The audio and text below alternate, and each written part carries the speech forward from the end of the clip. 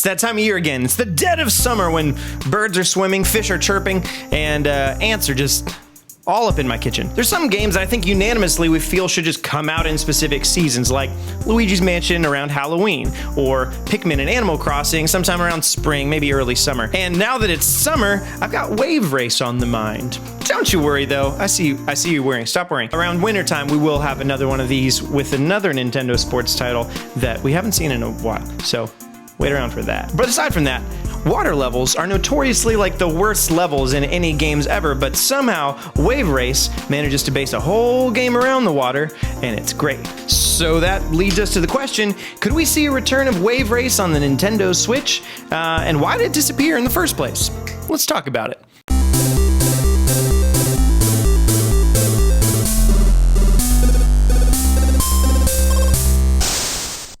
A few months back when I first started with fanatixfour, I made a video about how the Nintendo Switch is the best console to bring back dead IPs. So go watch that video. It's kind of a general thing about all this, but obviously we're going to dive into Wave Race for this specific one. And to note, you'll notice the title of this video includes Make It for Switch, which is a little suffix that I'm going to append anytime I make one of these videos that kind of branches off that concept, but for different IPs. So Wave Race this time, something else the next time. Let me know down in the comments which other franchises you'd like to see this for. One big point of that video, though, is that the Switch is the first Nintendo home console to successfully hit a target demographic of core gamers in a while, and is able to play into nostalgic franchises as a legitimate and welcome strategy. Obviously, that's why so many people love the return to Sandbox 3D Mario, so many fans bought Pokemon Let's Go Pikachu and Eevee, and people went nuts for Banjo and Kazooie in Smash. So, as I said, as it's getting into the summer season, I'm itching for the next Wave Race to grace my all-time favorite console, the Nintendo Switch. I will note there's at least two games on the Switch that are kind of in the similar vein to Wave Race already. They're both jet ski racers. One of them is Aquamoto Racing, and the other is Riptide GP Renegade. Of the two, I'd probably recommend Riptide Renegade. It's also jet ski racing, but it has a narrower city-style courses and kind of Tony Hawk-style tricks that are implemented into the racing itself. Also, it goes on sale pretty often, so it's under $5 most of the time. So, an easy pickup there. But enough about that. Let's move on to the real thing. If you're not familiar with Wave Race, here's a bit of a recap. Wave Race first saw release in North America and Europe in 1992 and 1997, respectively, on the Game Boy. The title was a top-down jet ski racer for 1 to 4 players, and even on the Game Boy, it implemented a semblance of the kind of drift physics that you'd get from water racing. Frankly, after searching a while, I don't even know how well it sold. It only came out in the US and Europe, didn't come out in Japan at all, and it came out in Europe 5 years after the US, and only when its sequel came to the N64, so it was kind of like a pairing situation there. Some said they were just trying to ride that wave. If you catch my drift. They were following in the wake of success. Carry the fool. They were just trying to ski how well they could do. In 1996, Wave Race 64 was released for the Nintendo 64. The game was originally just a tech demo for the console, and Shigeru Miyamoto decided it should be a full-blown release. This was the best water that had been simulated to date, not only in graphical fidelity, but even more mechanically. Every race was different because of the RNG from wave simulation off the shore, other racers, the ocean, and so on. Digital Foundry actually did a really interesting 2-part video series on the evolution of water in games. It was one of their DF Retro videos, so go check that out if you want to dive in a little deeper.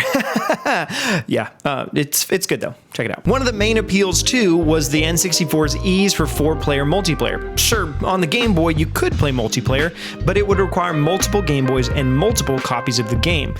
The game was a staple for many homes as it sold just under 3 million on the N64's moderate install base of 33 million, leaving it at the 14th best sold game of that console.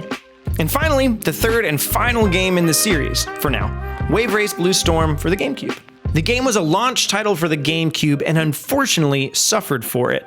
The game reviewed decently well, but also fell to some criticism, saying that although it looked amazing and was yet another great tech demo, it was too difficult and fast-paced, and although the physics engine was lauded for its pedigree, some of the visuals were compared to the N64 release, like character models and even worse, some level design. The game was 5 years after Wave Race 64, but didn't seem to change up quite enough to feel feel new and fresh in the same way that Mario Kart manages to do, even though it's just a multiplayer racer at its core as well.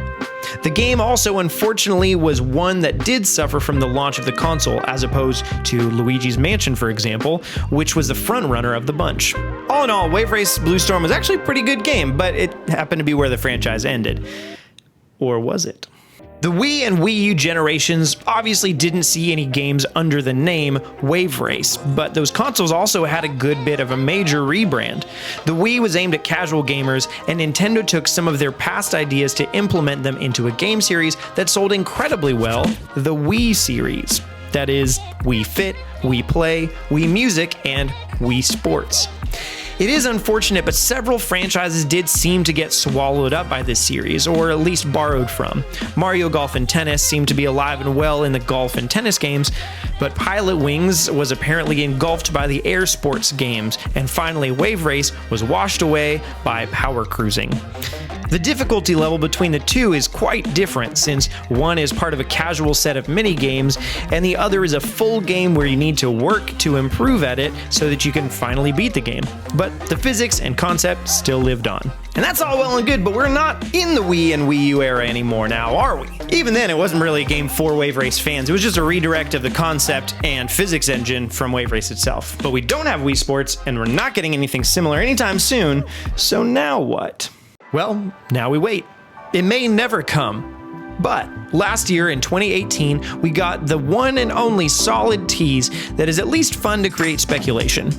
Shinya Takahashi at the BAFTAs spoke to the website Fandom, and when he was asked about whether a Wave Race game could come back, he replied, "You may see that game again. We've been trying to make many games, and that may be one of them. I personally love Wave Race." Frankly, the fact that he actually mentioned it by name and didn't just say, "I can't comment on anything at this time," or whatever PR speak that is, makes me a little hesitant that it's actually going to happen, but it's not really fun not to speculate, so we're going to speculate as if he was teasing things and not teasing things. So let's say, for example, that we are going to get another game in the series. What would it look like? The strength of the N64 release was not only in gameplay, but also in wow factor in terms of graphics and physics. Unfortunately, this isn't something that the Nintendo Switch will quite be able to deliver in the same way. Wave Race looked almost photorealistic compared to its contemporaries, and although the Switch can have beautiful games, it won't have 4K graphics to fully impress compared to current and next-gen releases.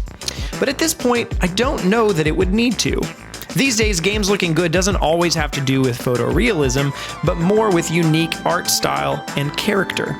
And on that note, Wave Race has had fun characters, but I believe this could be an area to double down on. In the single-player mode, instead of playing through cups in the sense of a Mario Kart game, give us more of an adventure mode.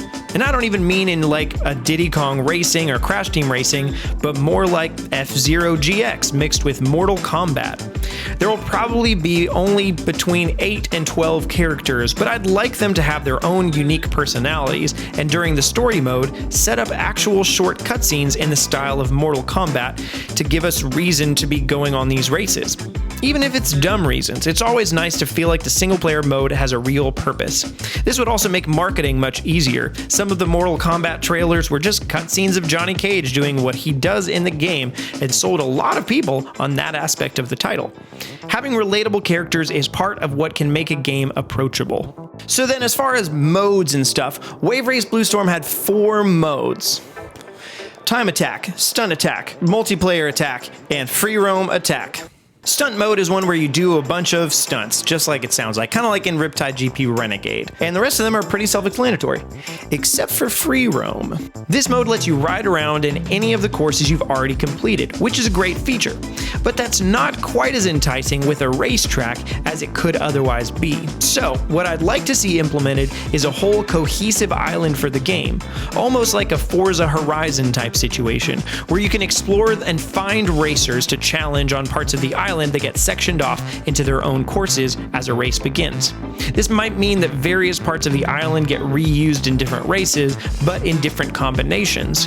When you talk to a character, you get a cutscene and then a race begins, but the route becomes sectioned off so that you know what consists of a lap.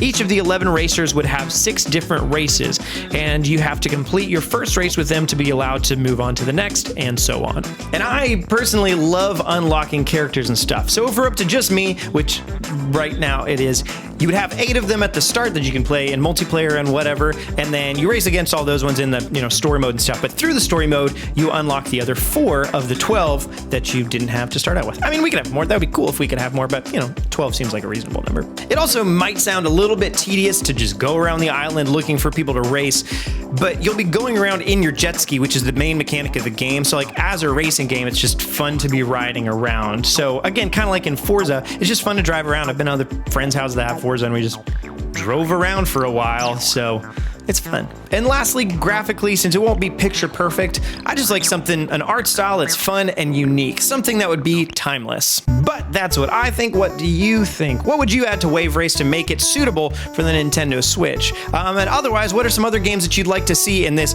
Make It for Switch series? Let me know down in the comments below.